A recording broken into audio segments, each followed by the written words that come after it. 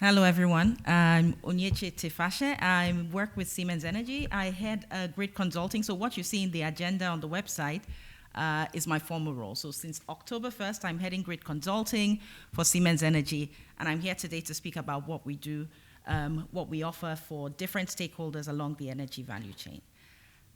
Before I start, I'd like to say a few words about the past couple of days and earlier this morning, how the event has gone. I think it's great that we have different stakeholders from the energy electrification value chain that are represented at this event.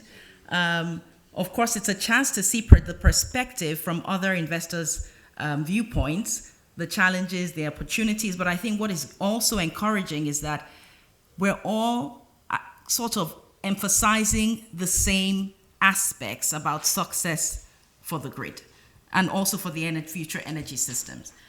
So there are a few things I took note of that I'd like to share before I started. One is about the inevitability of climate change and the fact that this creates a lot of pressure about adapting today's existing energy systems. But also what I learned from the past sessions is that we don't need to reinvent the wheel. We should leverage the infrastructure, the knowledge, the technology, the resources we have already. And I don't think we're doing enough of this. Sometimes the customer's problem is about how to adapt or redesign their grid, and they're really looking at expansion versus optimization. And we've seen where we supported customers that just by redesigning the existing infrastructure, they're able to address additional capacity. So I really took that away. Also, it requires innovation and adaptation. So rather than, true innovation happens when broader communities come together. So I'm really happy when I'm seeing that in all presentations as well. It's around how do we innovate? How do we co-develop, co-create to create new solutions for the grid? Then I'm also learning that a more localized approach is needed. So gone are the days where energy systems were typically centralized, large energy systems, quite disparate from each other. They're now more interconnected. They need to be more integrated, and the low voltage systems are much more connected to the transmission systems. This creates more complexity, but also opportunity. And then geopolitics, the fact that I think we had a lot of systems weren't designed thinking, where will I get my energy sources from? We're now seeing with the pandemic and geopolitics now the leverage, how we're better able to leverage digitalization to optimize the performance of systems, but also now the shift towards renewables and cleaner sources of energy is even more urgent. So how do we predict geopolitics? How do we create an energy system that is immune to shocks? And then on the side of people, I think that is the most critical aspect. Everything we're talking about here is really either energy being consumed by people, systems being designed by people, and ultimately regulations being made by people. So how do we bring collective knowledge to the discussion, to the table, so that when policies are being made, that they're realistic, when there's decisions around investments, that they're in favor of the consumer. And also I love the presentation about the vulnerability of consumers and integrating them into the energy design system. So these all create more questions, but I think there's some takeaways I want to share. Lastly, it's about investments, and I think Jose said it very well, that investments are key. But how do we optimize investment? How do we ensure that we're investing in the right things? Even we as an OEM, Siemens, have invested in a lot of new technologies. How do we ensure that our new technologies are future-proof? And how do we also ensure that investors are getting the required return on their investment? So this is more the economic principle. And lastly, I think the regulator. So it was great to see someone yesterday from the EU Commission. I think the regulator has a lot to play for ensuring that all stakeholders and these challenges I've highlighted are addressed in a fair, open, and inclusive way. I spoke about people, but I think the most critical thing about people is that we're developing the skills of tomorrow. I have 3 kids now. They're asking, they don't see their direct responsibility for developing or being involved in the energy discussion, but it will affect them eventually. We're now seeing more and more blackouts globally. We're seeing more interference in the grid. So how do we bring different mindsets? How do we bring the knowledge from different cultures? How do we leverage the fact that some countries are more well positioned today for supplying different sources of fuels, but in the future could be even involved in the hydrogen value chain and in the industrial side. So all this brings me to why am I here? And I'm sure you're wondering, how does this tie into my presentation? Well, I'll start by highlighting what I've already said. The energy transition is inevitable. We're already seeing a shift, a massive shift from conventional sources of energy towards renewables. 7.7 terawatts of electricity installed by 2030 will be from renewables, so wind, solar, energy storage, and so forth.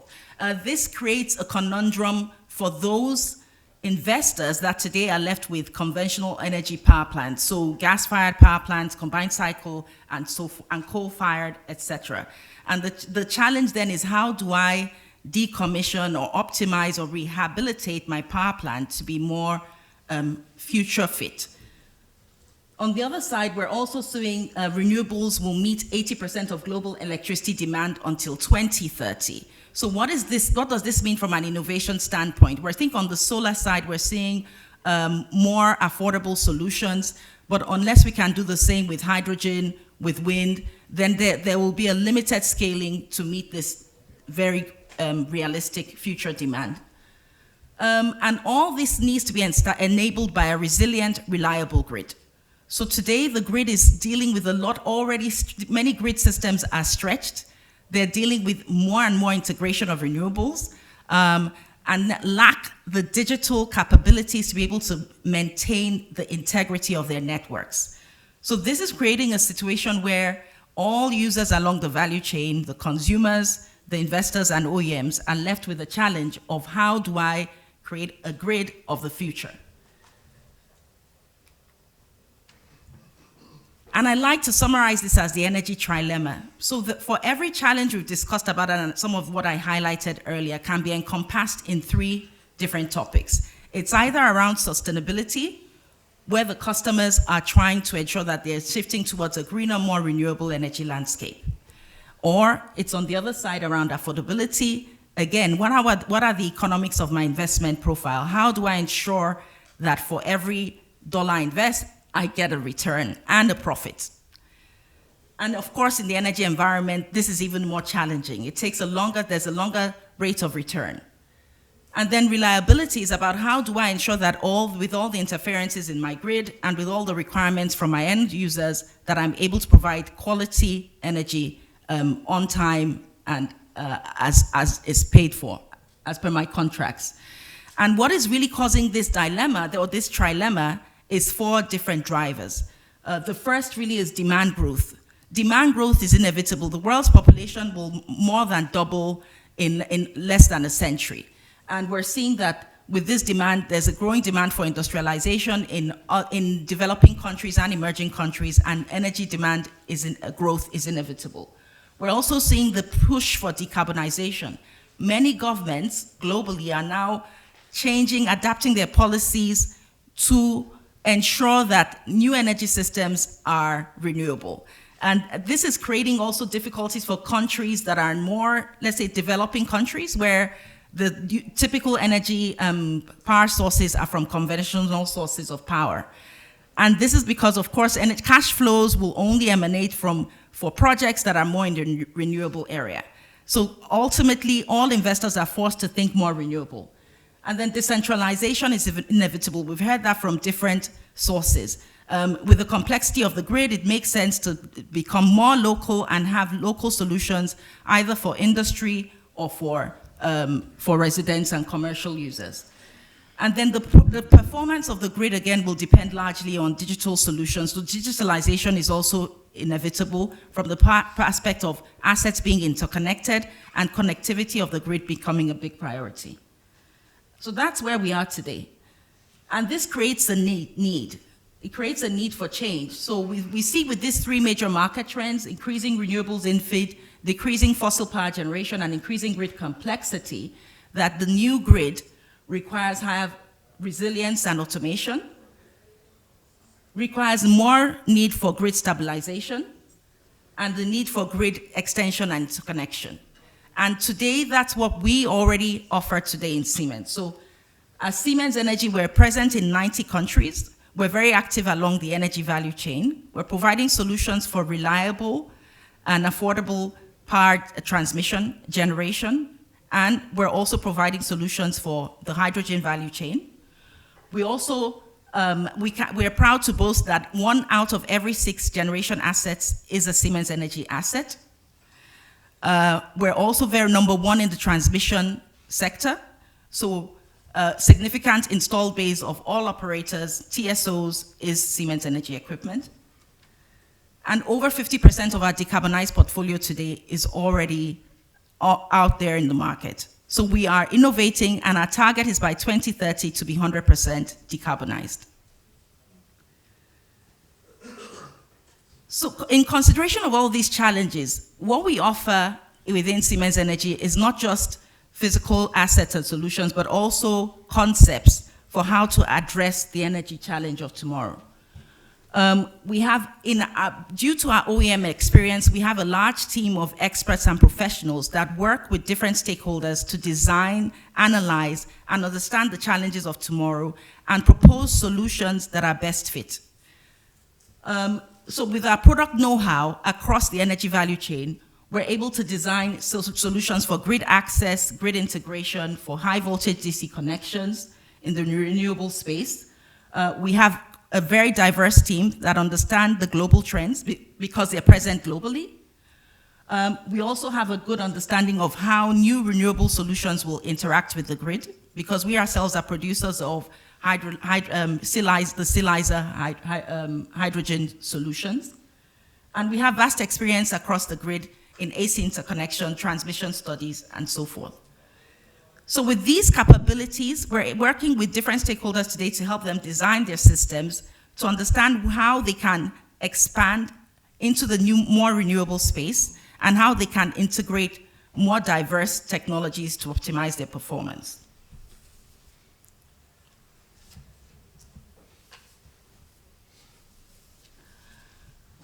So not limiting our solutions and offerings to just the traditional grid, we work a lot with different sectors along the entire value chain.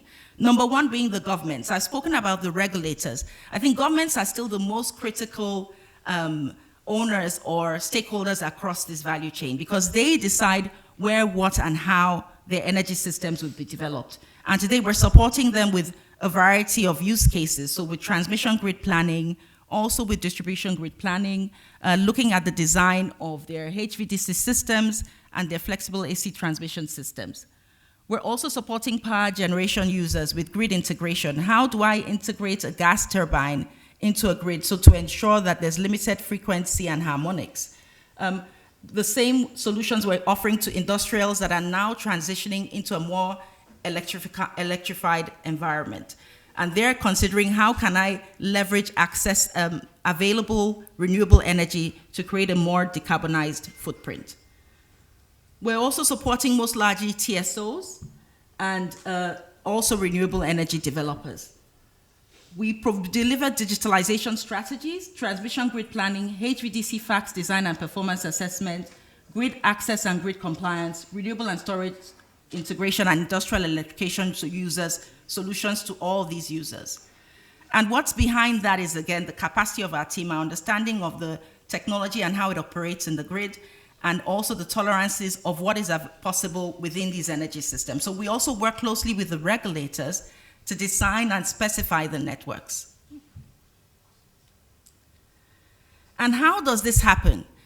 So we start from the very beginning by interacting with all stakeholders. And I spoke earlier about TSOs, DSOs, regulators, governments, and even consumers.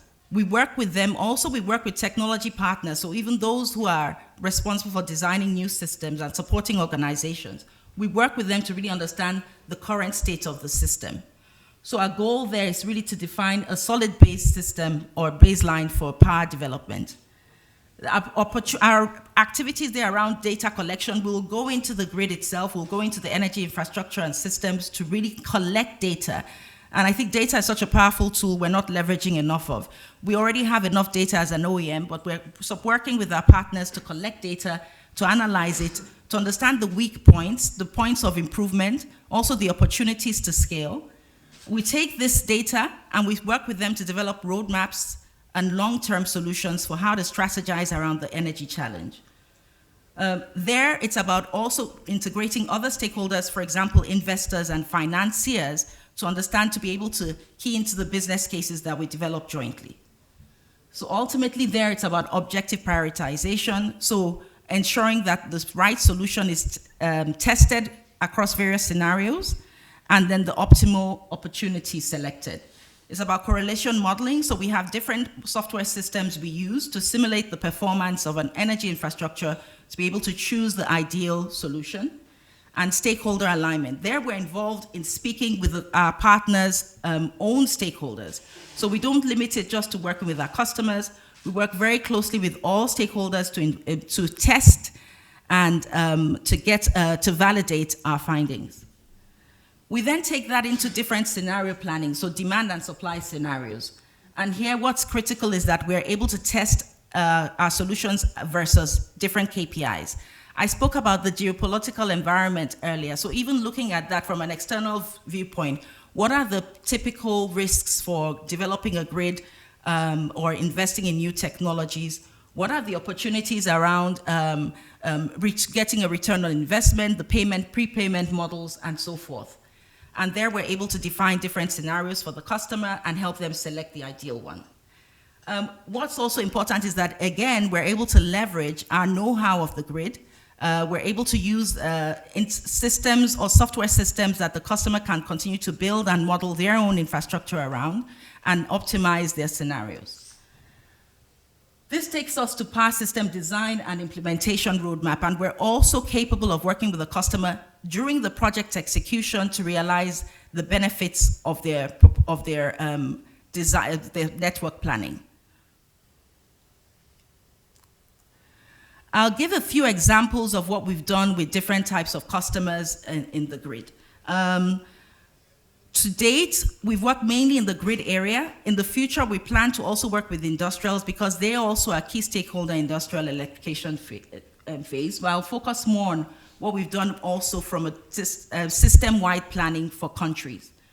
So for Egypt, Egypt was facing an issue with bottlenecks in the transmission system. There's less capacity than was needed for over the next 4 years, and there was a need to increase capacity by 50% to meet future demand. But this would create interferences in the grid and also would require renewables integration. So what we did was we created a digital model by simulating the existing performance of the grid. We introduced certain KPIs to also visualize or project how the grid could operate in the future at the high voltage levels. And then we created an optimal scenario for the Cairo region, which Egypt has leveraged and is now building upon. The outcome was various options which the customer could analyze and use to secure financing. In the end, also optimizing the existing and future grid performance.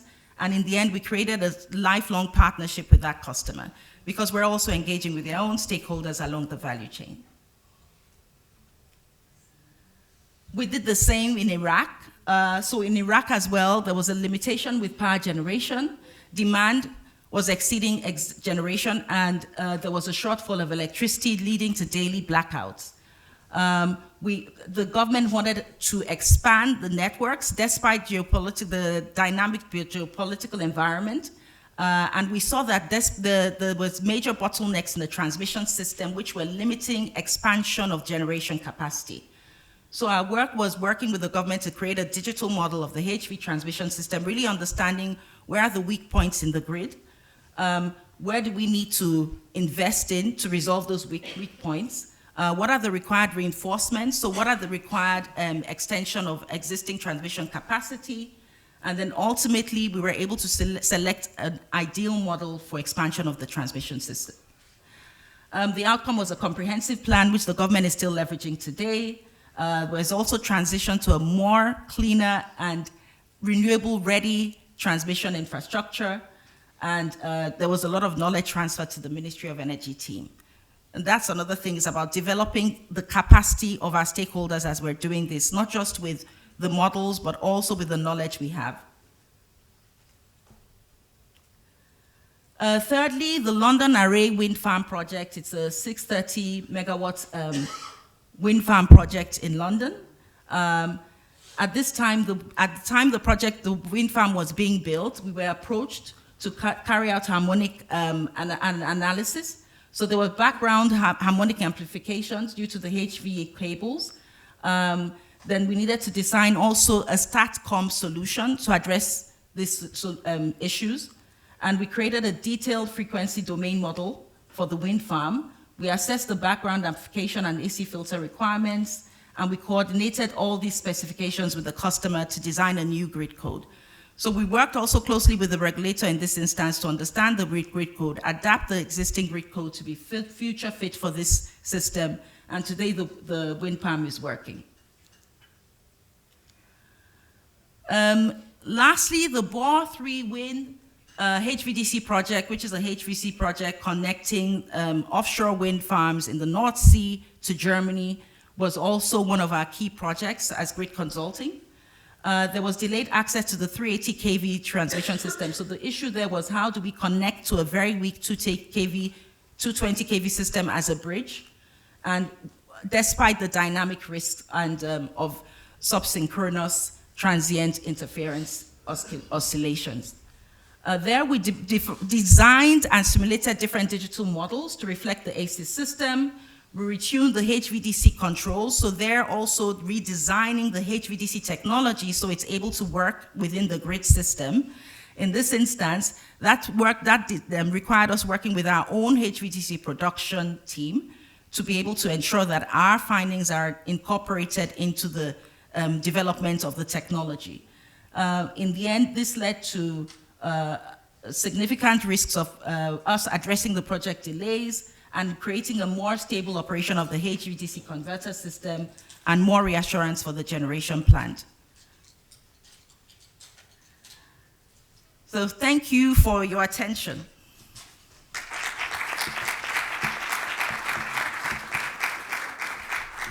I particularly appreciated the way you summarized many of the key lessons from yesterday and integrated those into your presentation. So thank you for that. Any questions from the audience? I have one that I should like to ask. It's really to do with your summary, actually. You returned to this point about localization several times. I think that was quite impressive for those of us who are unfamiliar with some of the activities there. So I think many of us share that focus too. But in the, how do you think these local efforts will intersect with an organisation like Siemens, which of course is doing, you're in the Premier League, aren't you? You're building national networks, if I can say that, in the Champions. So how do you as a giant in the industry also scale down, or do you not? Is this not some part of your focus? I'm just curious as to how you would align with this growing decentralization. No, it's a very good question. I think, and my colleague Jeremy will speak about digital twin capabilities for just the same requirement. We are, of course, able to build much smaller solutions. In fact, one of the projects I'm really proud about is a project in Senegal we built, which is a microgrid solution. We had to go into the village to understand the peculiar situation around for the village, which was that they were off-grid and they were quite remote from any standard generation source. So they needed a localized concept. They needed to have really a small renewable solution. So using solar PV, we're able to provide them and with a power generation source. So of course, when it comes to distribution and consumption of the technology, we also had to design an effective balance of plant and also design a system whereby they could recover the payments, and there came in smart metering and other solutions as well. So we're able to go really to the lowest degree of levels, so straight to the consumer, understand what the challenges are around consumption of electricity from transmission, generation transmission, all the way to consumption, and then integrate that into our design and planning. And that's what really makes us, I think, a unique player in the energy environment. Okay, and so based on what you've heard here, would you foresee that Siemens will be playing a greater role in this decentralized infrastructure in the future? Absolutely. It's an inevitable. It's one of the 4 drivers I highlighted. We're already there today playing, especially for industrials who are off-grid, and we will continue to do that. It's a massive contributor to our future strategy. Okay, thank you.